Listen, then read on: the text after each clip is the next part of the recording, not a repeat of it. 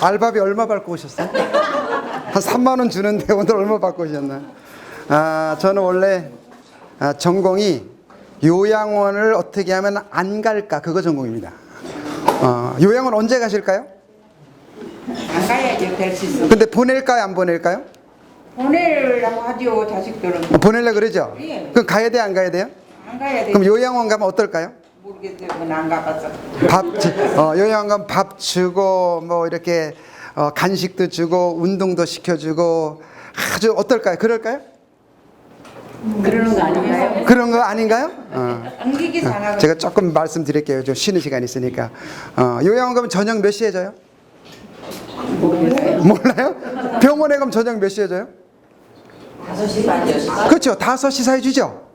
그러면 저녁을 5시에 먹으면 막 그 저녁에 등심갈비에다가 막 아주 뭐 소세지 지글지글 볶아가지고 막 기름이 잘잘잘 흐르는 찰밥에다 그렇게 나오나요? 그럼 그 저녁 먹고 5시에 되면 몇 시에 배고플까요? 9시. 8시, 9시 배고프죠?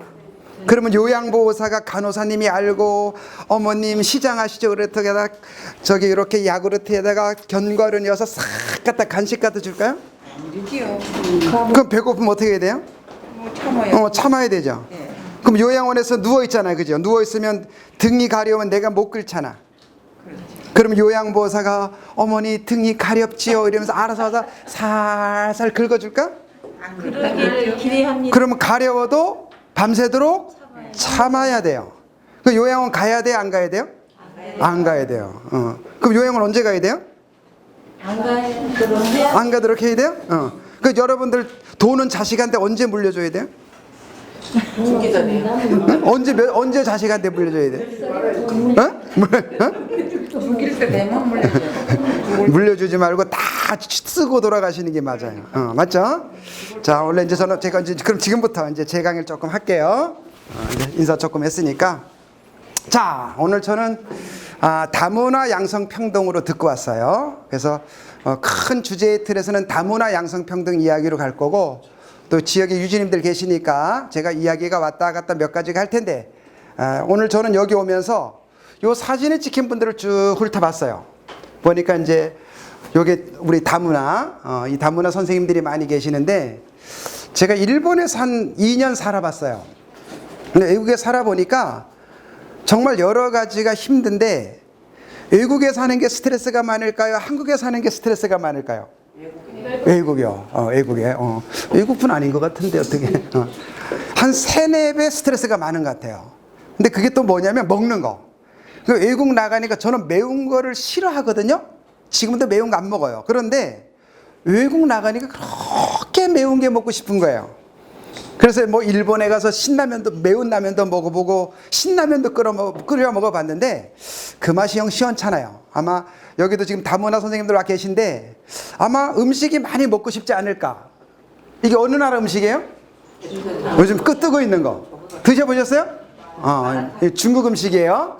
아마 중국 쪽에서 오신 분들은 아마 요게 가끔 땡기실 거예요. 요건 어느 나라 음식이에요? 베트남 음식. 아마 요것도 아마 베트남 선생님들은 가끔 먹고 싶을 거예요. 자, 요거는 몽골. 요것도 좀 땡기지 않으세요? 자, 요건 어디 거예요? 이 암흑이 어디 거예요? 캄보디아. 그렇지, 캄보디아. 캄보디아 왔어요? 네. 친하게 지내. 아마 이런 음식들이 많이 땡기실 거예요. 많이 먹고 싶거든요, 종종. 그런데 이거를 견디고 제가 아까 옥나리. 10년이 넘었다 그러더라고요. 내가 보면서 지금도 얼굴이 30 같은데 지금 몇 살이냐고 내가 안 물어봤는데 실례가 될 것 같아서 10년 넘게 한국에 살았다는 건 정말 대단한 거예요. 맞아, 안 맞아요? 네, 그래서 오늘 정말 그래서 오늘 제가 대단하다고 잡았는데, 자, 요거 봅니다. 자, 제가 이걸 보면서 참 많은 생각을 했어요. 자, 바빠요, 안 바빠요? 어디 가고 있어요? 하여튼 뭐 죽으러 가고 있어, 죽으러 가고 있어. 신랑 밥을 해주러 가는 것 같기도 하고, 그죠? 어딘가 시어머니가 아프다 그러니까 약을 사가지고 가는 것 같기도 하고, 죽으러 하고 뭔가 바빠, 그죠? 그런데 뭐가 안 보이죠? 뭐가 없어요? 뒷바퀴도 안 보이고, 짐칸도 안 보이고, 여기 이렇게 호로 세우는 것도 안 보이고, 가만히 봤더니 운전자 옆에 조수석에도 없어. 혼자 가는 거야. 가만히 이걸 바라보면 이게 누구 같아요? 나 같아, 나 같아. 아침에 일어나가지고 애들 막 학교 보내고 뭐 어디 가죠? 문화원에 와서 봉사도 하고 저기도 가고 왔다 갔다 하긴 하는데 한 10년 살다 보니까 어때요? 아들은 어디서 밥을 먹고 있는지, 딸은 무슨 생각을 하고 있는지, 또 그죠? 남편은 그 위치에 있는지, 아내는 그 위치에 있는지 혹시 잊어버리고 있지는 않은가? 그러면서 부모님은 잘 계신지, 또 바쁘다는 핑계로 외국에 있는 친정 엄마 아빠한테 연락은 해봤는지, 그러면서 꼭 가까운 친구들은 또 잘 있는지, 무지무지 바쁘지만은 타이어가 날아가고 다 날아가듯이 이 사람들은 잘 있는지라는 것이 저는 이 영상을 보면 제가 생각이 났어요. 여러분 어떠세요? 여러분도 그렇죠? 네. 우리가 이렇게 지금까지 살아왔어요. 왜? 한국에 오면 무조건 빨리빨리 뭐가 바쁜지. 오늘도 아까 보니까 저 운영위원장님과는 저녁을 2번 드셔야 되는데, 그 아까 여쭤보다 못 여쭤봤는데 저녁을 2번 몇 시를 드실까? 얼마나 드실까? 그 2번을 뛰려면 얼마나 바쁠까? 그죠? 야, 이렇게 우리는 지금 살아가고 있는 거예요. 그래서 오늘 제가 하는 강의는 이게 뭐예요? 이게 음악에서 뭐죠? 한 박자 딴 쉬어가는 거예요. 자동차도 열이 나면 쉬어야 되고 컴퓨터도 열이 나면 쉬어야 되는 것처럼 오늘 제가 맡은 2시간, 4시까지는 아무 생각하지 말고, 집에 있는 남편 생각도 하지 말고, 아들 생각도 하지 말고 저랑 같이 잠깐 쉬어가는 시간. 아셨죠? 자, 그 시간을 저랑 가질 건데, 자, 오늘 저하고 다른 거는 다 잊어버리는데 단어 몇 가지만 기억하시면 돼요. 자, 존엄성이라는 거하고 양성평등이라는 요 얘기만. 제가 이 얘기를 계속 할 건데 다른 이야기를 가면서 할 거예요. 이게 무슨 뜻이냐면, 이게 뭔 뜻이냐면, 사람은 내가 여기 왜 있는지, 왜 이게 존엄성이 무슨 뜻인지. 자, 양성평등은 뭐냐면 남자가 여자가 같이 평등하자는 거예요. 아마 오늘까지 해서 아주 우리나라 최고의 명강사님들이 다녀가셨더라고요. 그러니까 아마 이 이야기를 다 들었을 거예요. 근데 오늘 저는 그분들이 한 이야기를 되돌리는 것이 아니라 좀 다른 각도로 여러분하고 이야기할 거예요. 근데 이거 하는 이유, 오늘 여기 오신 이유가 여러분 이거 하려고 왔어요. 맞죠? 네. 우리 아가씨는 컴퓨터를 왜 배워요? 그렇죠. 배우는 이유가 뭐 하려고? 행복하려고 배우는 거. 맞죠? 오늘 여기에 마지막 결론도 뭐냐? 여기 오신 선생님들이 잠시 2시간 쉬어가면서 나의 행복을 한번 점검하는 시간. 이해했죠? 그래서 이런 거 그냥 다 들었기 때문에, 자, 이걸 주제로 해서 오늘 제가 끌고 갈 거예요. 자, 태국 영상인데 한번 볼게요.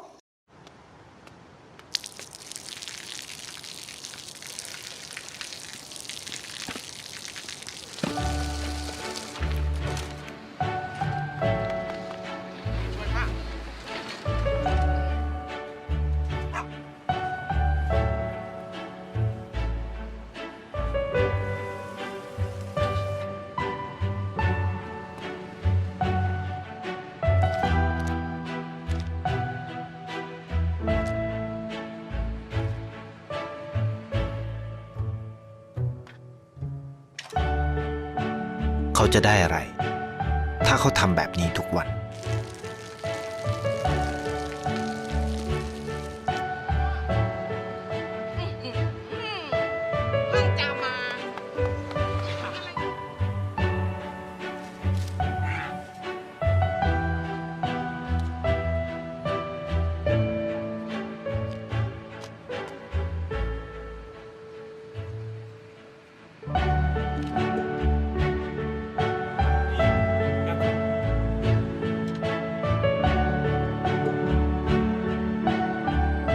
เขาจะไม่ได้อะไรเลย ไม่ได้รวยขึ้น ไม่ได้ออกทีวี ไม่มีใครรู้จัก ร ไม่ได้มีชื่อเสียงที่มากขึ้น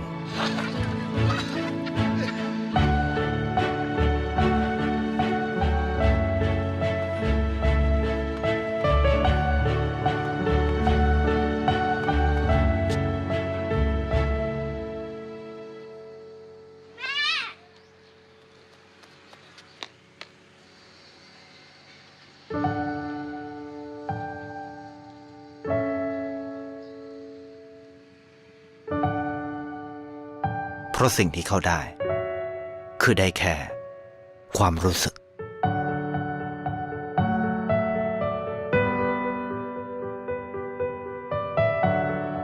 ได้เห็นความสุข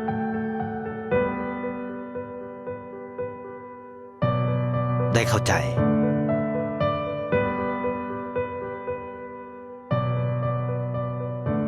ได้ความรัก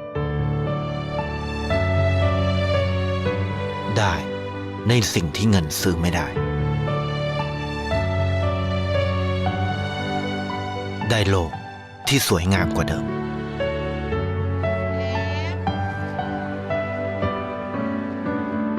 ในชีวิตคุณ อะไรคือสิ่งที่คุณต้องการมากที่สุด ไทยประกันชีวิตเชื่อในความดี.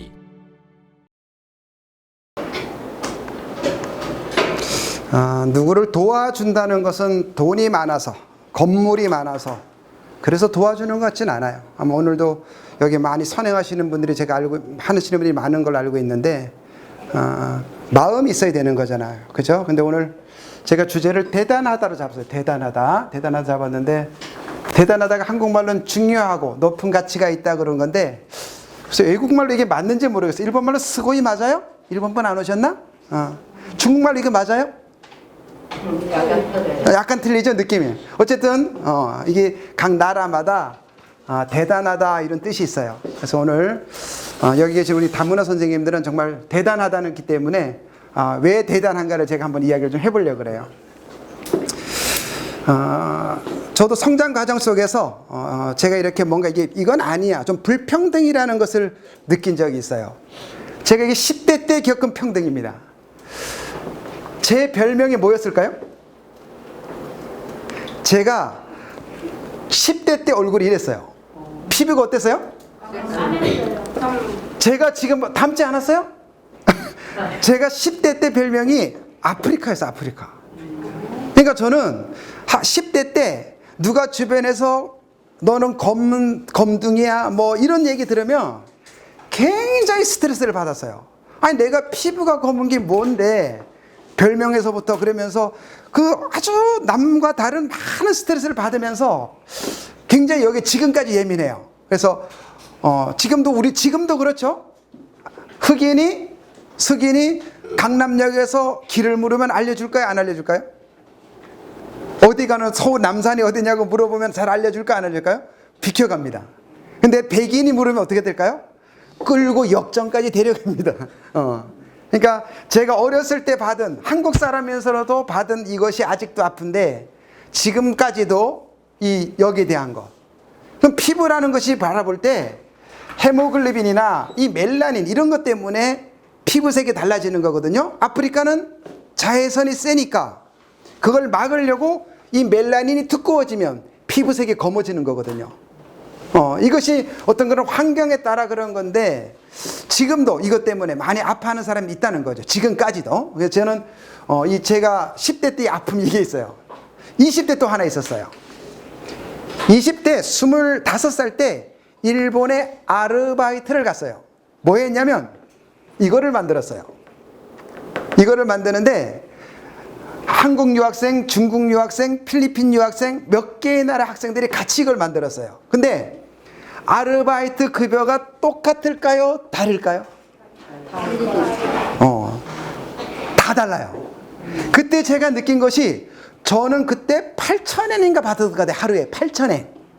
그런데 중국 사람은 6,000엔을 받는 거예요. 근데 일본 사람은 좀 더 받는 것 같아요. 근데 제가 이를 받으면서도 중국 사람하고 같이 일을 하는데 왜 나는 더 받을까? 왜 이 사람은 덜 받아야 될까? 이런 것들이 있었어요. 지금도 야 이거 왜 같은 사람인데 나라가 다르다는 이유로 왜 이렇게 받아야 될까? 이런 것들이 제가 20대에 기억나는 어떤 평등이었어요. 자, 또 하나는 재밌는 거.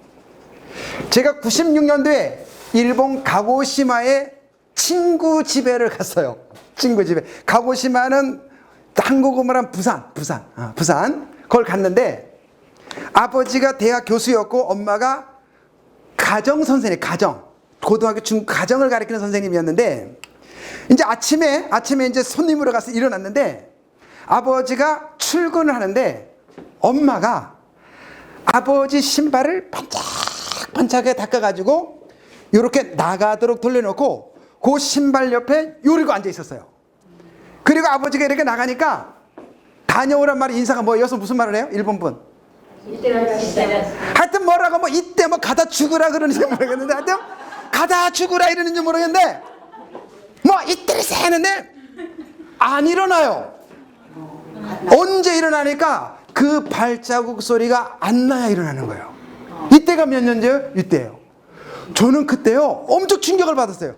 아니 우리나라보다 선진국인 일본이 남편이 가는 근데 중요한 게 뭐냐면 그럼 남편이 갔다 올게 이래야 되잖아요. 그 일본 아버지가 어떻게 하는지 알아요? 눈길 하나 안 주고 쳐다보지도 않고 딱 그냥 가는 거예요. 아무 소리도 안 하고. 그때 제가 이걸 보면서 좀 놀랬어요. 선진국에는 일본이 이게 어떻게 이런 일이 있을 수 있지? 예. 어디 일본 분 안 계셔요? 지금도 그런가요? 또 일본 분 한 분도 안 보이나? 니혼징. 저 혼다 교수님. 저분은 일본 분이 아니에요. 혼다 교수님. 저분은 일본 분이에요. 저분은 임정민 거라서 한국 분이 아닌데. 저분은 정림이 거예요. 정림이 거. 지금도 일본 아까 했던데 어디 가셨지? 여기. 어때요? 지금도 그래요? 지금 안 그래요? 그 이때는 왜 그랬어요? 지금마다 틀리잖아요. 본 적이 없는데요. 그래요? 네. 그 집은 왜 그랬을까? 이건 제가 그 집을 보면서 야 감동도 받으면서 조금 뭔가 이랬던 지금도 기억이 나요. 자 이랬습니다. 자 그다음에 친구가 국제결혼을 했어요. 근데 국제결혼 혼인신고 하려면 1990년도는 서류가 진짜 많았어요. 지금도 그러나? 그래서 호적등본도 번역을 해서 공증을 받아야 되고 아주 막 서류가 이 혼인신고 서류가 복잡했어요. 그래서 제가 친구가 무섭다고 같이 가자 그래서 공증을 하러 같이 갔어요.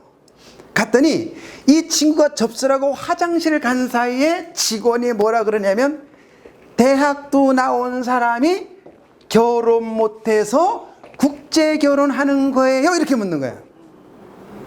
여러분 우리나라는 국제 결혼하면 어떻다는 생각을 해요? 이 생각 좀 많이 하는 것 같아요. 아직까지도 그죠? 근데 국제 결혼을 못해서 한국 사람 외국 결혼하는 거 아니죠? 물론 더러 그런 사람도 있지만 선생님은 중국에서 오셨어요? 네. 결혼 못해서 한국에 온 거 아니죠? 네. 선생님은 캄보디아? 네. 미스 캄보디아네. 결혼 못해서 한국에 온 거 아니죠? 아니에요. 그럼 외국에서 한국으로 시집 온 여성들은 왜 온 줄 아세요? 다 물어보면 배용준인 줄 알고 왔대요. 겨울연가 아세요? 네. 겨울연가죠? 그게 일본 말로 후유노 소나타예요. 일본 말로. NHK에서 재방송을 2번이나 했어요. 제가 일본을 그 당시 왔다 갔다 놀란 것이 뭐냐면 그 배용준 겨울연가가 막 탈 때 일본의 40대 50대 아주머니들이 이 배용준한테 팍 빠졌어요. 그래서 배용준이가 나오는 매주 수요일 9시는 어떤 일이 벌어지냐 8시부터 목욕을 하고 NHK에 다 아줌마들이 앉는 거예요. 그러니까 기자가 아니 왜 목욕을 하고 앉아서 배용준이를 만나냐 그러니까 뭐라는지 알아요? 어떻게 감히 땀이 흐르는 몸을 가지고 윤사마 앞에 앉아있냐고. 이게 진짜로 그래서 이 당시 90년도거든요. 이게 90년도란 말이에요. 이때 배용준이 겨울연가를 보고 일본에 있는 아가씨들 10,000명이 다 한국의 남자는 배용준인 줄 알고 온 거예요.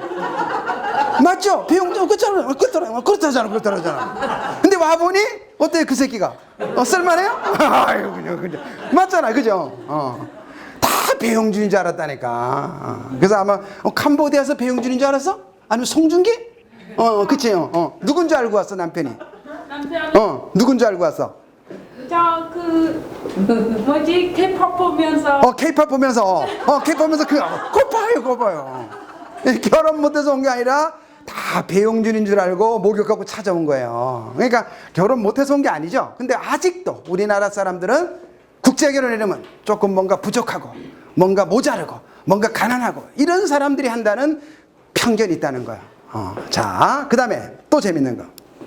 일본은 습기가 있어가지고 목욕을 해야 돼요.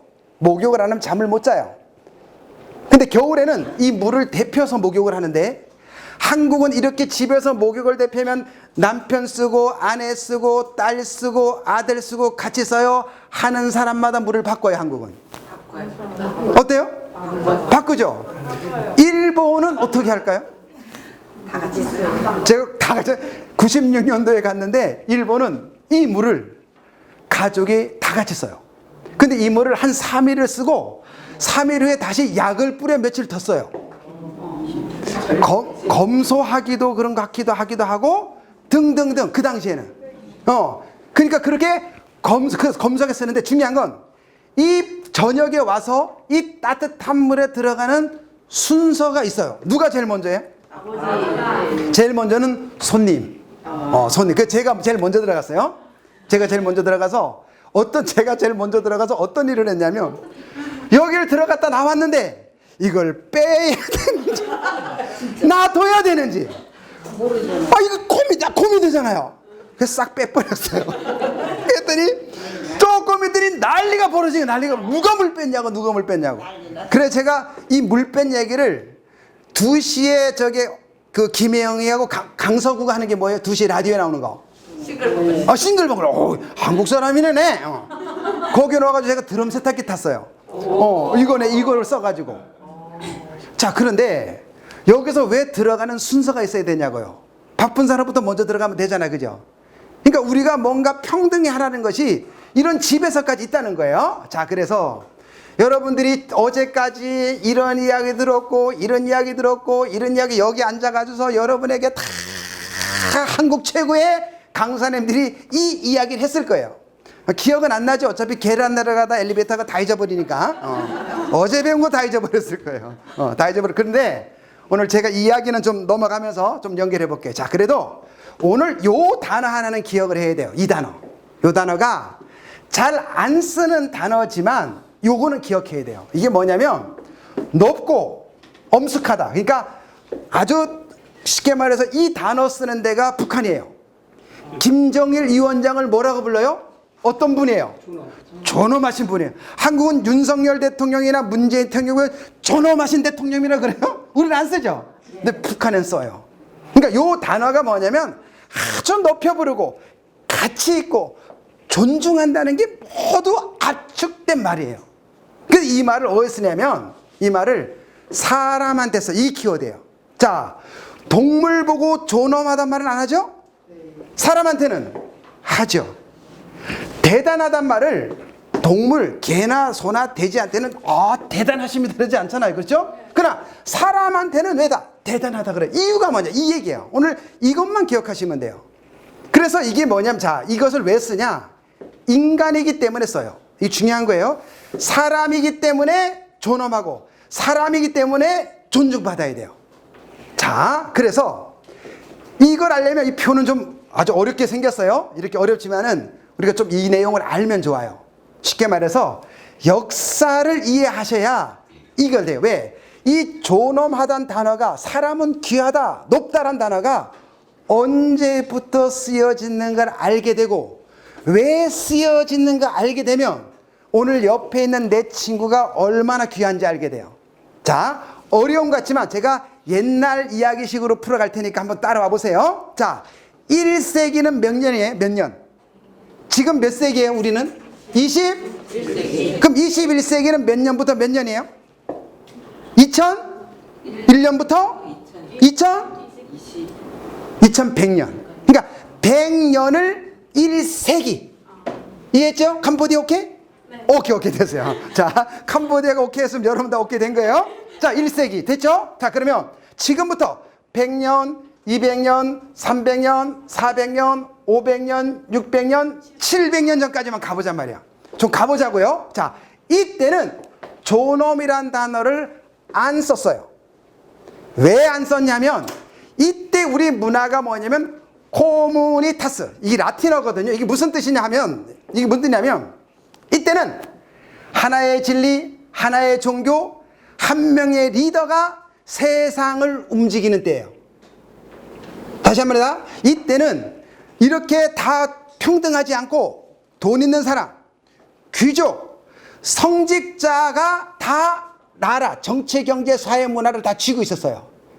자, 그러다 보니까 이 여기에 반대하는 사람들이 화가 나요, 안 나요? 예를 들어 여기에 지금 제주도 저기 도지사님이 정치, 경제, 사회, 문화, 돈이고 다 쥐고 내 마음대로 흔들어 생각해 보세요. 여러분 그 도지사 마음대로 한다 생각해 보세요. 그 도지사와 그를 따르는 읍장님들, 면장님들까지 합쳐가지고 다 한다 생각해 보세요. 그러면 여러분들은 화가 나요, 안 나요? 화가 나죠. 그런데 나라를 잘 운영하면 되는데 자기들끼리만 배불리 먹으면 서민들이 화가 나요, 안 나요? 나죠. 그럼 뭔가 데모를 해야 돼, 안 해야 돼요? 해야 되죠. 데모도 알아? 조만간 조심해야겠네. 자, 그 데모 해야 되잖아요. 그 데모를 우리는 혁명이라 그래요. 그러면 이 데모와 혁명은 지금만 하는 게 아니라 이때도 있었어요. 근데 뭘로 했냐면 그때 쉽게 말해서 이 사람들이 다 독재를 하니까 여기에 반항을 하긴 해야 되겠는데 누가 했냐? 예술가들이 했어요. 이때 화가들은 누굴 그랬냐면 왕의 초상화라든가 왕의 가족이라든가 그런 것들만 그렸는데 이 그림 그리는 화가들이 그때부터 누굴 그렸냐? 거지를 그리고 송아지를 그리고 이러면서 사람들의 마음을 야, 우리가 여서 참으면 안 돼. 들고 일어나야 돼. 그게 뭐냐? 문해혁명이에요. 여러분, 우리는 혁명 이러면 뭐 목을 치고 막 싸워야 되고 그게 혁명이 아니에요? 우리나라 뭐 오땡땡 혁명 있잖아요. 그건 혁명이 아니죠. 그건 쿠데타죠. 그런 혁명이 아니라 이런 것들이 혁명인 거예요. 그래서 역사가 문해혁명이 일어나고 종교혁명이 일어나는데 혁명은 뭐다? 기존의 기득권자들하고 이들의 정치 사상이 안 맞아서 그 기득권전에 반항하는 사람들이 힘을 키워서 이 사람들을 누르는 거를 우리는 혁명이다 이렇게 하는 거예요. 자, 그래서 문해혁명, 종교혁명, 과학혁명 하면서 산업혁명까지 역사가 이끌어져 나가요. 아주 재미있는 일이 벌어지는 거예요. 자, 그러면서 변해요. 어떻게 변하냐? 혁명단에 의해 가지고 나라가 바뀌면서 다양한 진리, 다양한 주장, 다양한 신앙이 나오는데 그러면서 어디까지? 산업혁명까지 가요. 자, 그런데 요때로 다시 옵니다. 이때 귀족, 그 다음에 성직자들이 정치, 경제, 사회, 문화를 이룰 때는 그 귀족들 말고 밑에 있는 사람들은 노예였어요. 기억나세요? 자, 그럼 요거 보면 기억날 거예요. 자, 이게 어디예요? 이거 보셨어요? 유럽 가셔서?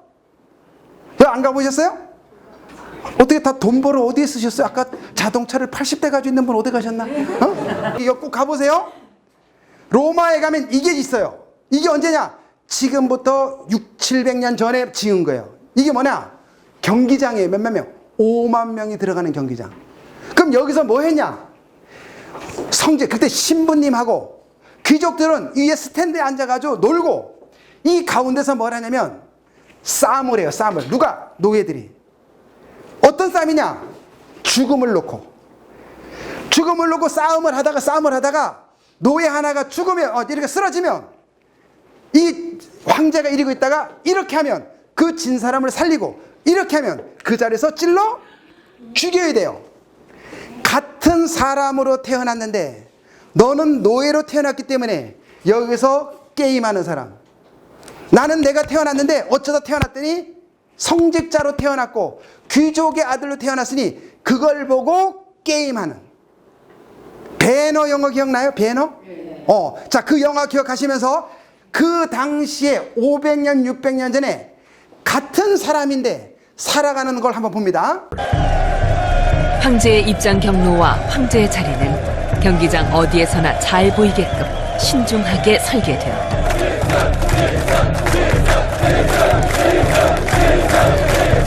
황제가 로마 사회의 정점임을 한눈에 드러내 보이는 위치였으니 민중들에게 황제의 권능을 과시하는데 이보다 더 좋은 무대는 없었다.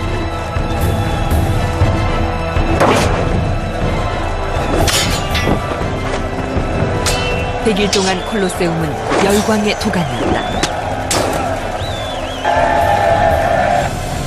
축제의 하이라이트는 어디까지나 검투 경기였다.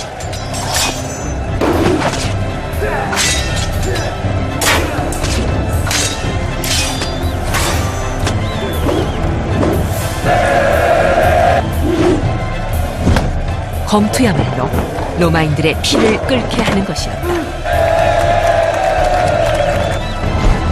검투의 승패는 한순간에 삶과 죽음을 가른다.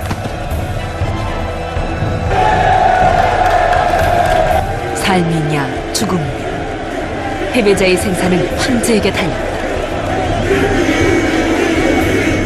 그러나 그것을 황제 마음대로 한 것만은 아니었다. 황제는 군중의 의견을 받아들여 패자의 생사를 선택했다.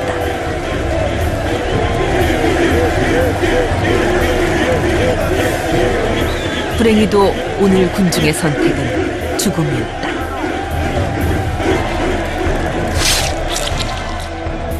경기장은 권력의 최정상인 황제가 민중의 소리를 직접 듣는 자리였다. 콜로세움은 그 규모나 구조에서 황제가 한눈에 관중을 보고 의사를 파악하는 데는 최적화된 공간이었다. 또한 이런 공공 오락시설은 황제가 시민들을 직접 만날 수 있는 거의 유일한 장소이기도 했다.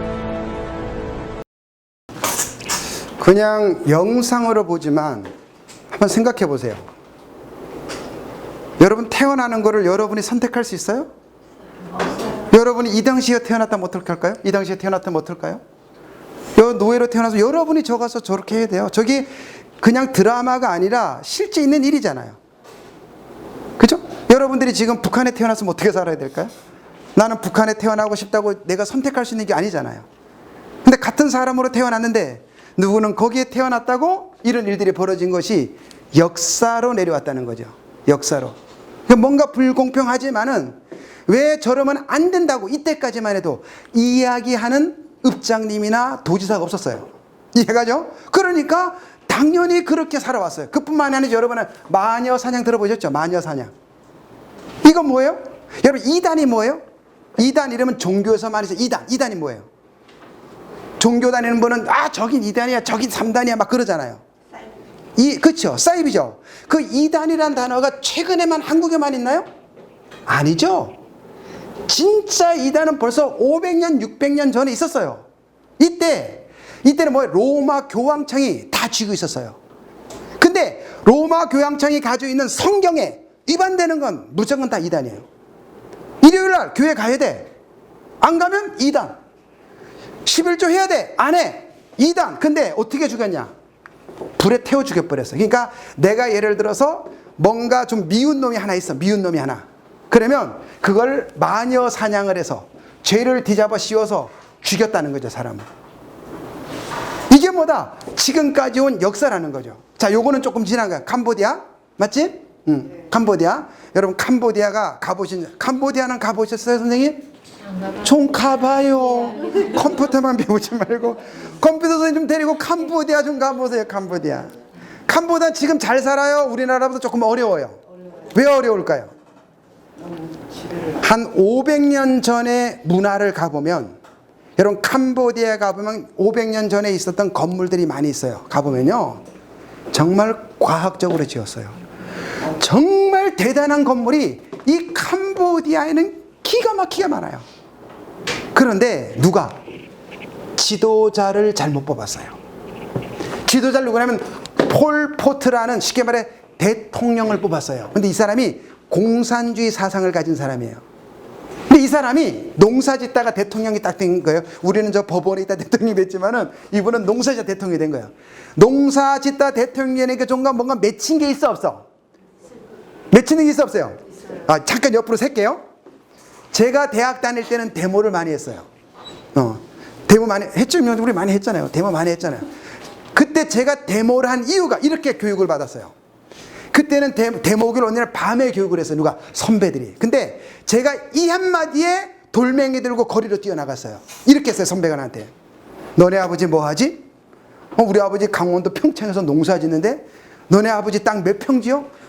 코딱지만큼 짓는데? 그럼 비료가 한 푸대 얼마야? 그때 그다음에 쌀값 얼마야? 그치? 비료값이 쌀값보다 비싸?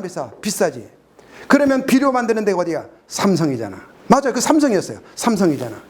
그러니까 이 정부는 대기업과 짜서 너희 아버지 목에다가 빨대를 꽂아서 피를 뽑아먹는 거야. 그러니 이 나라를 갖다가 혁명을 해야 돼, 안 해? 야, 이 소리를 들으니까 피가 여기서부터 우리 아버지 목에다 빨대 꽂아가지고 박정희가 빨아먹는 그 생각이 나니까 그냥 돌멩이 들고 거리로 나가는데요. 경찰한테 곤봉으로 두드려 맞아도 안 아파. 왜? 우리 아버지 피 빨아먹히는 것만 눈에는. 이게 뭐야? 데모. 이게 혁명이에요. 그러니까 데모 교육도 제대로 받은 애들은 괜찮은데 저처럼 어설프게 받은 애들은 뿅 가가지고 아버지 아버지 피 빨아. 야, 그러니까 삼성전자를 사고 싶어요? 안 사고 싶어요? 왜? 우리 아버지 피를 빨아먹는 개 집단이니까. 이런 교육을 제가 받았잖아요. 소시 때. 이제 철 들어서 이제 뭔지 알지만은. 근데 이때 이게 얼마, 이 양반이 이게 얼마 전 얘기예요? 이게 얼마 전 얘기예요.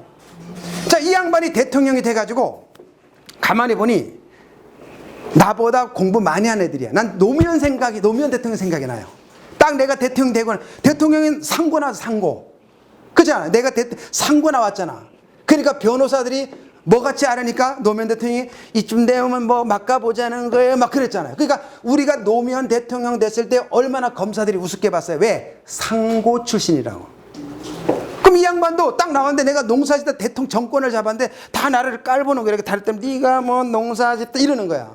그러니까 얘가 열받아요, 안 받아요? 열받아가 이날부터 죽이기 시작해요. 그럼 배운 놈을 죽여요? 안 배운 놈을 죽여요? 나를 기준으로 해서 나보다 배운 놈은 다 죽어야 돼. 자, 그러면 돈 있는 놈을 죽여요? 가난한 놈을 죽여요? 나보다 돈 있는 놈은 죽여, 안 죽여? 죽여요. 여기는 130만이라 그러지만 약 300만 명을 죽이는데 다 숙청을 해서 평균 연령이 14살이 됐어요. 캄보디아가 지금 어려운 이유는 뭐다? 이 양반이, 맞죠? 맞다 그러잖아요. 이 양반이 이쁘고 똑똑하고 쉽게 말해 잘난 애들은 다 어떻게 됐다? 죽였어요. 만약에 여기 읍장님도 여기에 태어났으면 읍장 한 죄로 죽으셨어요. 운영위원장님 여기니까 살지, 운영위원장님이 여기 가서 읍장했으면 지금 없어요. 벌써 사내같이 사내 아주. 이게 옛날 얘기가 아니라 지금 우리와 살아가는 세대에 있었던 얘기예요. 맞죠? 이게 뭐다? 500년, 600년 전에도 있다는 거예요.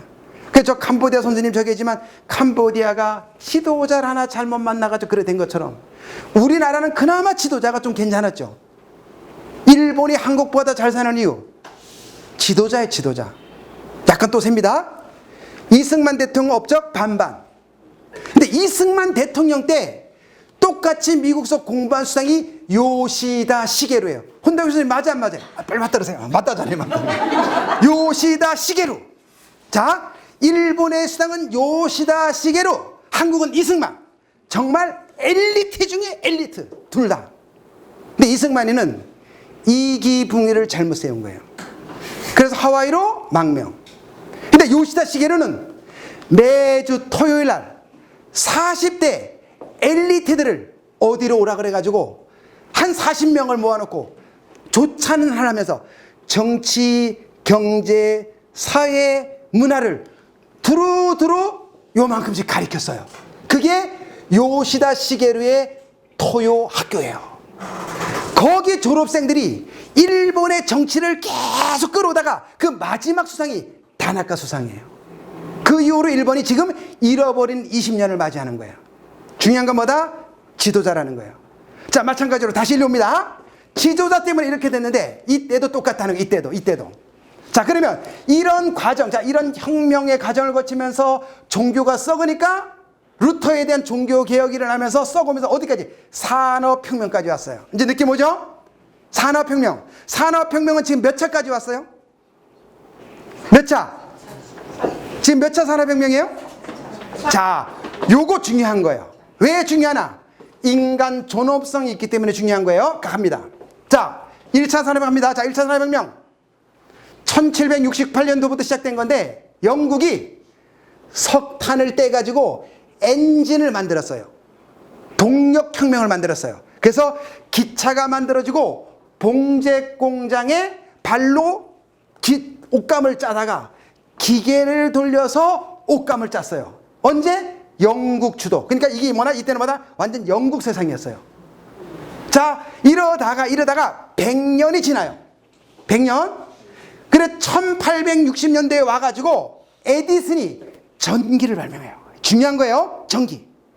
전기를 발명하니까 미국이 포드 자동차를 컨베인 벨트를 만들어 가지고 대량 생산해서 가격을 떨고요. 이게 뭐다? 2차 산업혁명이에요. 자, 이리고 언제 가다? 1969년도로 와요. 오면서 컴퓨터가 태어나요. 그러면 3차 산업은 뭐냐면 책상 위에 컴퓨터가 앉아있는 게 3차 산업혁명이에요. 정리됐죠? 자, 1차는 엔진, 2차는 전기, 3차는 뭐다? 책상 위에 뭐가 앉아있다? 컴퓨터가. 그럼 4차는 뭐예요? 4차는 로봇 또 AR, 또 캄보디아 4차 산업혁명 뭐지? 몰라요. 몰라요. 있어요. 몰라. 솔직하잖아. 자, 여러 가지 4차 산업혁명이 뭐냐면 책상 위에 앉은 컴퓨터를 들고 공장에 가서 버스 안에 컴퓨터를 집어넣고 냉장고 안에 컴퓨터를 집어넣고 세탁기 안에 컴퓨터를 집어넣고 귀뚜라미 보일러 안에다가 컴퓨터를 집어넣는 거를 4차 산업혁명이라고 그래요. 자, 그럼 요즘은 보일러를 핸드폰으로 껐다 켰다 돼야 안 돼요? 좀 바꿔요. 귀뚜라미 보일러 좀. 자동차 안에 컴퓨터가 들어가니까 자동차가 자기 혼자 가요? 사람이 운전해요? 그럼 자기 혼자 가는 차를 무슨 차라 그래요? 그럼 우리나라 지금 됐어요? 안 됐어요? 차 좀 바꿔봐요. 차가 지 혼자 가잖아요. 저도 지금 전기차를 샀는데 3년 전에 샀는데 고속도로에서는 부산서 서울 왔다 갔다 하는데 고속도로에서 이리고 있으면 가요. 지금도 집에 있는 차 다 그렇죠. 신랑 차 좀 바꿔줘요. 세상이 어마어마하게 달라지는 거예요. 이제는요 운전을 지 혼자 해요. 그러니까 미국에서는 벌써 그게 끝나고 이제는 가족이 들러앉아 차 안에서 게임기를 미국은 벌써 만들고 있는 거예요. 세상이 돌아가는 거예요. 자, 그런데 4차 산업혁명 키워드를 제가 알려드릴게요. 이제 왜냐면 변하는 거니까. 자, 엔진, 전기, 책상 위에 컴퓨터. 4차 산업혁명이 뭐냐면 이게 누가 만드냐면 독일이 선두예요. 잘 들으세요. 독일. 자, 아디다스를 보시면 돼요. 아디다스 공장이 동남아, 필리핀 등이 있다가 다 독일 자국으로 돌아갔어요. 아디다스가. 자, 이제는 자, 여러분 이해가 보다. 자, 여기서 4차 산업혁명은 자, 생산, 유통, 소비 전 과정을 연결한다 이렇게 나와 있잖아요. 자, 이제는 지금은 대량 생산을 해서 우리가 공동 구매를 했지만 이제 4차 산업혁명이 아니라 인간 존엄성, 즉 내 이주로 만드는 시대예요. 자동차 내가 원하는 대로. 자, 세탁기 내가 원하는 대로. 이게 뭐다? 4차 산업혁명이에요. 그래서 나이키, 아디다스는 운동화를 내가 원하는 대로 만들어줘요. 그럼 좀 비싸요, 싸요? 비싸죠. 그러나 이제는 뭐다? 소비할 수 있는 경제력이 되기 때문에 이제는 뭐다? 인간의 존엄성을 바탕으로 하나하나의 맞춤형으로 바꿔간다. 이게 10년 내에 다 이루어집니다. 이제는 남이 똑같은 옷을 안 입어요. 자, 그 다음 또 하나 여쭤봅니다. 플랫폼 시대 들어봤어요? 플랫폼 시대. 제가 들어보긴 들어봤죠? 그래도 컴퓨터에서 뭐 어쩌고저쩌고 하죠? 그렇거니 하세요. 그 졸지 말고 들으세요. 이제는 플랫폼 시대라는 얘기를 수없이 들었을 거예요. 그게 뭐냐면, 자, 플랫폼 시대는 역에 가면 지상에서 50cm 떠 있어서 사람이 모인 곳, 이게 플랫폼이에요. 자, 서울역 가면 몇 플랫폼에 가서 기차 타세요라고 들어봤어요? 안 들어봤어요? 아, 죄송합니다. 육지것이 와서 자랑 좀 해요. 자, 그럼 서울역 갑니다. 서울역. 자, 서울역에 가 사람이 모였죠? 자, 그럼 서울역 가서 은행 업무 봐요, 못 봐요? 은행 업무. 서울역 가면 백화점이 있어요, 없어요? 있죠? 자, 식당 있어요, 없어요? 자, 그럼 서울역 가서 못하는 거 없어요. 맞죠? 그러면 지금은 우리가 쇼핑을 하다든가 친구를 만나러 서울역 가서 소비를 했는데, 지금 여기에 있는 선생님들, 중국 선생님, 캄보디아 선생님, 일본 선생님한테 여쭤볼게요. 선생님은 쇼핑을 제주 시내 가서 많이 해요? 핸드폰으로 많이 해요? 핸드폰 쿠팡하고 저는 지하상가도 하고. 그렇지, 중요한 거예요. 자, 용산역, 서울역, 제주는 어디 쇼핑을 많이 가요? 지하상가. 지하상가. 자, 제주 지하상가에 쇼핑을 많이 가요? 인터넷으로 쇼핑을 많이 해요? 그렇죠. 그러니까 자, 플랫폼이 지금까지는 서울역 플랫폼, 제주 지하상가 플랫폼이었는데 4차 산업혁명 시대는 뭐다? 핸드폰으로 왔어요. 무슨 역? 쿠팡역. 맞아요. 중요한 거예요. 쿠팡역. 그럼 쿠팡에 우리 역에 손님이 많아야 장사를 잘해요? 손님이 조금 있어야 장사를 많이 해요? 많아요. 그러니까 쿠팡이 고객을 모으려고 이제는 뭐까지? 배달 사원까지 모집을 했어. 이거는 뭐다? 왜? 우리 쿠팡역에 사람이 많아야 장사가 잘 되니까. 이해하셨어요? 이게 뭐다? 4차 산업. 그래서 이 4차 산업은 인간의 존엄성을 최대한 살리는 것이 4차 산업혁명이다. 정리됐죠? 자, 다시 이리 옵니다. 자, 다시 이리 오세요. 자, 4차 산업혁명이 왔는데 이러면서 여기서 문제가 터졌어요. 자, 1차 산업혁명이 되면서 봉제 공장이 만들어졌어요. 그 사람들이 농사를 짓다가 공장으로 일을 하러 몰려가기 시작을 했어요. 그런데 사람이 갑자기 돈이 없다, 돈 맛을 보면 환장해요, 안 환장해요? 환장하죠. 그러니까 애고 어른이고 다 봉제 공장 몰려가는 거예요. 돈 벌라고. 그렇죠. 근데 이때는 인건비가 싸요, 비싸요? 싸죠. 그러니까 10살 박이도 가서 봉제 공장 가서 일을 하는 거예요. 그러니 이 당시에 우리 운영위원장 같이 깨이신 분이 이건 아닌데, 그렇잖아요. 이건 아니잖아. 애까지 가서 저러는 건 아니잖아. 그러니까 이때 누가 나오냐면 칸트라는 읍장님이 나타났어요. 칸트 들어봤어요? 갑자기 어려워지지. 갑자기 이게 뭐야, 얘 이 사람이나 그러잖아. 이 사람이 읍장이야, 이제 읍장이야. 이건 아니잖아. 제주도에 있는 사람들이 자꾸 저 애월 봉제 공장 가서 하는데 애까지 가서 새벽까지 일을 하는 거 이건 아니잖아. 그러면서 읍장님이 고민하는 거야. 칸트 읍장님이 이건 아니야. 그러면서 야, 인간이 뭔가를 고민을 해요. 이게 중요한 거예요. 그래서 칸트가 이런 말을 해. 인간이 뭐냐? 인간은 이성의 기능을 발휘할 수 있는 존엄성을 간직한 존재야. 참 어려운 말이에요. 근데 이게 무슨 말이냐면 인간은 다 똑같은 거예요, 여러분. 애를 갖다 봉제 공장 넣으면 안 돼. 왜? 애도 어른이도 동물과 다른 거야, 이 사람아. 뭐가 달라? 사람은 생각을 하기 때문에 애고 어른이고 돈이 있고 없고 간에 다 똑같은 거야. 생각을 가진 다 똑같은 사람이기 때문에, 존엄하기 때문에 그렇게 막대하면 안 돼. 사람은 그래서 진선미의 인간이니까, 인간은 다 진선미가 있기 때문에 함부로 다루면 안 돼, 이 얘기예요. 그럼 진은 뭐예요? 진리인지 안 진리인지. 선은 뭐예요? 나쁜 건지 좋은 건지. 미는 뭐예요? 아름다운 건지 아닌지. 인간은 동물과 달리 이것을 구분할 수 있기 때문에 함부로 대하면 안 되라고 이 칸트란 사람이 이야기한 거예요. 여러분 여기 공부하신 분 계시겠지만 심리학이나 철학에 칸트를 걸치지 않고는 안 돼요. 자, 그러면서 이제 한마디 더 합니다. 자, 보세요. 이 같은 나이 또래란 말이에요. 보세요. 요 둘의 차이를 보세요. 음향 안 나오나? Right there, she eating you? 잘 보세요. 뭐가 차이가 있나 보세요. 자, 이것도 봅니다.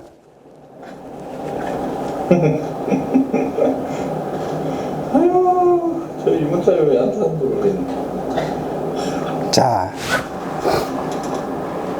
이걸 보면서 무슨 생각이 나 보세요. 아까 동물, 아까 보면 자, 아까 그 동물하고 애기가 있잖아요, 그죠? 근데 그 동물은 그저 뭐 배고픔 먹고, 근데 동물 생각하면 배고픔 먹고, 또 동물은 잠이 오면 자고, 그 위에 생각을 해요? 내일이 있어요, 없어요? 더 참고해. 자, 얼룩말은 식도염이 있다 없다? 얼룩말은 식도염이 있다 없다? 어떻게 생각하세요? 얼룩말은 식도염이 있다 없다? 어떻게 생각하세요? 송아지 새끼, 소 새끼는 식도염이 있다. 제주도 말이네. 말은 식도염이 있다 없다? 어려워요? 없어요. 자, 그러면 얼룩말이 풀을 뜯어 먹다가 두리번 왜 두리번 해요? 호랑이 새끼가 오나 보는 거잖아요. 그러니까 호랑이 풀을 먹고 두리번 하다가 앞에 사자가 있으면 어떻게 돼요? 그렇죠? 싸우든지 도망가든지 둘 중에 하나 선택을 해야 돼요. 맞죠? 그러니까 도망가야 되니까 그럼 도망갈 때 사생결단 전력투구 목숨을 걸고 도망을 가요? 대충 도망가요? 이게 중요한 거야. 오늘 이것만 듣고 집에 가셔도 돼요. 이게 중요한 거야. 목숨을 걸고. 자, 그러면 그죠? 사자 새끼가 따라오니까 사생결단 전력투구 죽으라고. 그럼 죽으라고 도망가는데 바닥에 가시가 박혀도 아파 안 아파? 이게 중요한 거야. 안 아프지? 몰라요. 모르죠. 근데 제정신 차리면 아파 안 아파? 왜 안 아플까? 왜 안 아플까? 겁이 나서 도망갈래. 이게 중요한 키워. 여기 이제 치매 얘기가 들어가는 이거 해주세요. 오늘 본전 뽑을 것 같아 얘기하는 거야. 자, 사람은 스트레스를 받으면 편도체가 이렇게 두 개가 있는데 여기가 빨간불이 삐까삐까 돌아요. 편도체가 여기서 내가 뭔가 위기는 팍 떨어요. 이때는 도망을 가야 되잖아. 이 삐를 돌았으니까 도망을 갈 때는 내 몸의 모든 기능이 스톱이 돼요. 그러면 어디로 가냐? 근력으로 다 가요. 그러니까 사생결단 도망가는데 모든 기능이 근육으로 오니까 가시가 찔려도 모르는 거예요. 자, 그런데 도망와서 또 풀을 뜯어먹어 안 뜯어먹어요? 그러면서 얘는 내일 뜯어먹을 걸 생각해요? 아유, 자식 강남에 아파트 못 써준 거 걱정해요? 얘는 남편이 술 처먹고 바라핀 것 때문에 속이 아파요? 그래서 식도염이 없는 거예요. 사람은 왜 식도염이 있어요? 그렇죠. 누워 생각하면 둘째 아들 집도 사줘야지. 아유, 저 막내 새끼 속썩이는 거 어떡하나? 남편이 바람 피는 걸 봤는데 때려 죽일 수도 없고 껍질을 벗길 수도 없고. 그러니까 식도염이 그래 생기는 거예요. 맞죠? 얼룩말은 식도염이 없어요. 오늘부터 그래서 자, 다시 이럽니다. 그래서 치매는 암은 뭐다? 편도체를 떨게 하면 암이 걸리고 치매 걸려요. 왜? 모든 내 몸의 기능이 스톱이 되기 때문에. 중요한 건 뭐다? 면역체가 4가지가 있는데 면역이 다 스톱이 돼버려요. 그래서 암 걸린 사람, 치매 걸린 사람 공통점. 3년, 4년, 5년 동안 고도의 스트레스를 받은 사람들이 암이 걸려요. 꾹 참았던 사람이 어느 날 뿅 가버리는 거예요. 맞아 안 맞아요? 그럼 스트레스는 빨리 퍼내야 돼? 꽉 쥐고 있어야 돼? 그럼 혼다 선생님한테 승질내면 힘들다고 얘기를 해야 돼? 일본 사람이니 봐줘야 돼? 그렇지, 얘기해야지. 뭐라고 얘기해? 그러다가 바로 이러면 안 돼? 큰일 나요. 이거 잡혀가요. 선생님 천천히 해요. 그래서 참고 있는 게 병이 돼요. 아셨죠? 돈 억만금 가지고 있을 필요 없어요. 스트레스. 그 얘기는 나중에 제가 또 불러주시면 그때 얘기하도록 하겠습니다. 양념. 자, 그럼 여기 다시 오세요. 애기도 이걸 타다가 크니까 몰아보잖아. 몰다가 이쪽으로 가니까 계속 딸려가 안 딸려가려고 길을 써. 생각을 하잖아. 그럼 사자 새끼가 가다가 밀다가 안 되면 생각을 해 안 해? 에이 때려치고 가지 걔는. 근데 인간은 어떻게? 생각을 하는 거야. 그렇기 때문에 인간은 존중을 받아야 되는 거야. 이 이야기를 한 거예요. 그러면서 뭐라 그러냐면 인간은 자연적 본능, 먹고 자고 이런 것을 넘어서 그 생각의 한계는 어마어마하다. 그러니까 뭐다? 4차 산업혁명까지 만들어내는 거예요. 이제 조만간 달나라 여행 갈까 안 갈까요? 그러면 사자 새끼가 아무리 힘이 세도 사자가 곰이 모여서 연구해서 달나라 갈까? 못 가는 거예요. 근데 우리 어머님들 여기 계시잖아요. 우리가 내가 태어나는 거를 내가 선택해? 내가 엄마 아버지를 내가 생각해. 아, 나는 일본에 있는 동경대원 아버지하고 한국의 서울대 엄마를 묶어서 나는 거기 태어나야지. 나는 계약하면 그렇게 태어나? 아니죠. 선생님 캄보디아 태어나고 싶어 태어났어? 중국 태어나고 싶었어? 선생님 강남의 서초동에 태어나서 지금 여기 있을까? 아니죠. 그러니까 우리가 내가 서울에 태어났다고 조금 부자라고 조금 힘이 있다고 그 같은 사람을 업신 여기면 안 된다는 거예요. 그게 뭐다? 인간 존중이란 얘기예요. 사람은 똑같다는 거예요. 왜? 생각하는 힘이 똑같기 때문에. 그게 뭐예요? 교육이잖아요. 정리됐죠? 자, 하나 더 얘기합니다. 그래서 저 들어보지 못한 사람 또 하나 합니다. 키에르케로그라고. 그냥 그렇거니 아세요? 이름도 좀 그렇지만 여기서 이런 얘기를 해. 이 사람이 동물과 사람이 본질은 같다. 자르고 마지막 원소. 사람도 자르고 가루를 만들어 자르면 원소. 근데 다른 게 있다. 다른 게. 그게 뭐다? 실존이다. 다른 게 뭐다? 실존이다. 실제로 존재한다. 무엇이? 사람은 실제로 존재한다는 거예요. 자, 그러면 여기 책이 있죠. 이 책이죠. 책이 있다는 것은 책이 없었기 때문에 있는 거예요. 좀 어렵지만 그렇거니 아세요? 뭐다? 책이 있다는 것은 없었기 때문에 있는 거예요. 근데 이걸 책이라고 말하는 사람이 누구예요? 개예요, 사자예요, 사람이에요? 그렇지. 그러니까 사람이 이거를 책이라고 결정을 해주잖아. 그래서 사람을 소우주라고 들어봤어요? 네, 그렇거니 아세요? 자, 어쨌든 간에. 그래서 사람은 함부로 찌르고 죽고 무시하면 안 되는 거예요. 왜? 실존하는 사람이기 때문에. 그래서 사람이 위대한 거예요. 그런데 이 사람이 뭐냐? 인간은 사람을 이렇게 해서 인간은 정신이다. 정신은 무엇인가? 정신은 자기다. 자기는 뭐다? 자기 자신과 관계. 참 말 더럽게 어렵게 했어요. 이걸 놓고 학생들은 또 난리를 쳐요. 중요한 이게 무슨 뜻이냐면 이거예요. 사람과 동물과 다른 게 뭐냐? 사람을 함부로 다루지 말아야 되는 이유가 뭐냐? 사람은 관계하는 인간이다. 이게 중요한 거예요. 자, 관계하는 인간이다. 자, 우리가 인생을 바꾸는 게 몇 가지 있어요. 자, 부모에 바뀌고 친구에 바뀌고 이런 거에 의해서 인생이 바뀌는데 책에 의해서 인생이 바뀌어요. 책 중에 여러분 책 좋아하시죠? 좋아한다 그런 이런 책. 그럼 좋은 책이 어떤 책이에요? 자, 알려드릴게요. 좋은 책은 좋은 책 안에서 소개한 책이 좋은 책이에요. 야, 오늘 기가 막힌 얘기한다. 다시 한번 정리합니다. 이건 저거가 캄보디아 가다가 오케이 알았어요. 자, 좋은 책은 좋은 책 안에서 법정 스님이 소개한 책이 좋은 책이다. 정말 기가 막힌 내용이에요. 그래서 이 무소유 안에서 책 2권을 소개를 해요. 오늘 제가 그 얘기할 그게 뭐다? 자, 보세요. 무소유 나와. 지금까지 읽은 책도 적지 않지만 너에게처럼 커다란 감동. 야, 너에게부터 감동받은 책은 많지 않았다. 그래서 나는 이걸 하나의 경전이라 생각한데도 조금도 과장이 없다. 누가 나더러 책 2권을 선택하려면 나는 화영경하고 너를 선택하겠다. 야, 기가 막힌 얘기예요. 무슨 책이냐면 이거예요. 이거예요. 읽어봤어요? 안 읽어봤어요? 캄보디아도 있지? 오늘 가봐. 있어. 갔다 있어. 있어요. 전 세계 있어요. 전 세계. 있죠? 다 애기 키울 테다. 해보셨죠? 있어요. 이 책 내용 기억 안 나죠? 갑니다. 그러면 이 책에 뭐라고 나왔냐 보세요. 어린 왕자를 아마 30권도 넘게 선물했대. 누가? 법정 스님이. 그리고 프랑스 신부, 뉴질랜드 노처녀하고 친해지는 것도 얘 때문이었대요. 그럼 이 책이 무슨 얘기를 하냐 궁금하잖아요.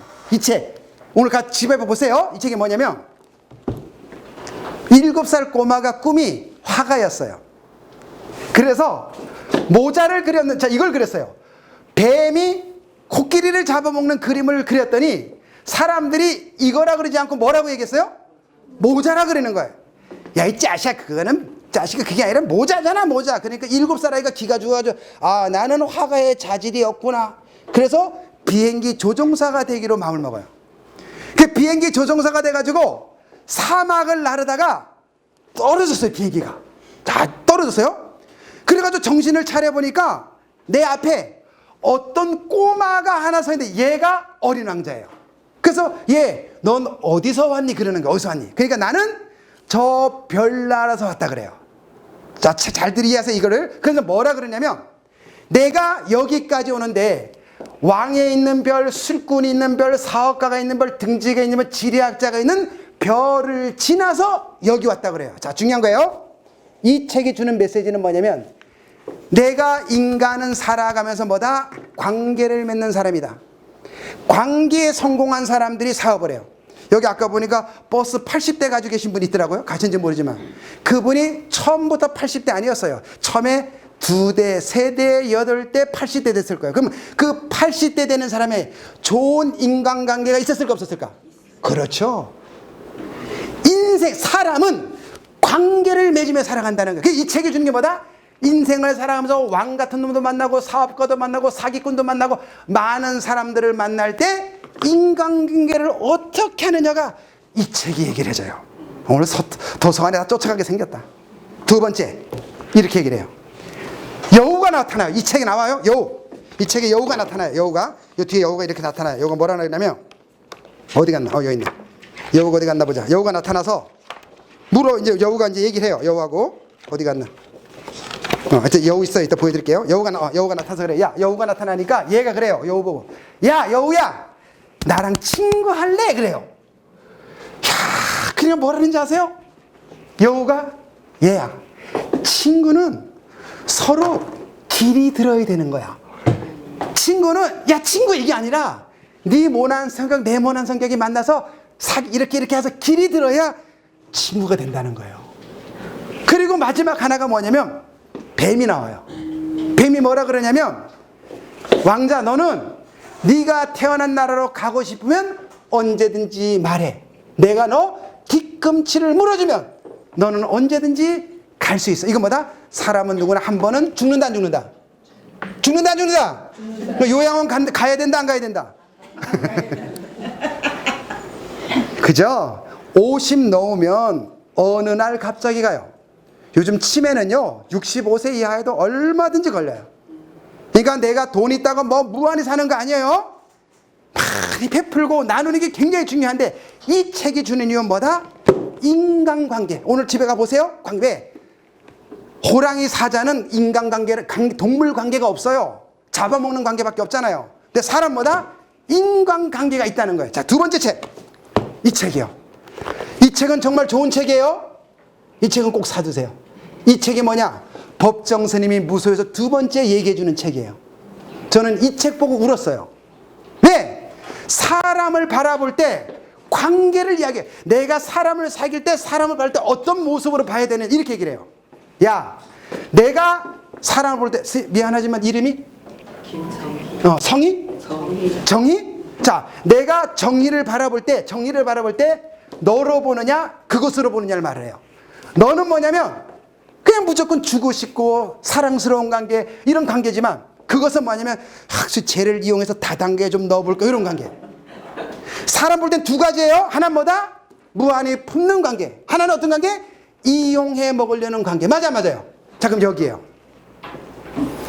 여기에 이분도 있고 여기에 이분도 여기 존엄하신 분도 계시고 여기 계시잖아요.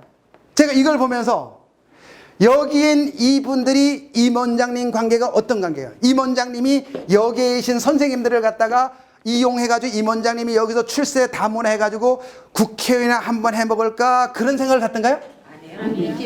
아니죠. 자, 그러면 임원장님이 여기에 있는 선생님들을 국회의원이나 해먹어야지 쓴다면 그것으로 보는 거고 내가 육지것이 와가지고 여기서 열심히 일을 하면서 그래도 이 어르신들 때문에 이 도움 주는 선생님들 때문에 운영위원장님 때문에 내가 여기서 열심히 뭔가 누구를 위하니 임원장님이 바라보는 운영위원장님이와 모든 사람들을 이 관계로 보느냐 이거예요.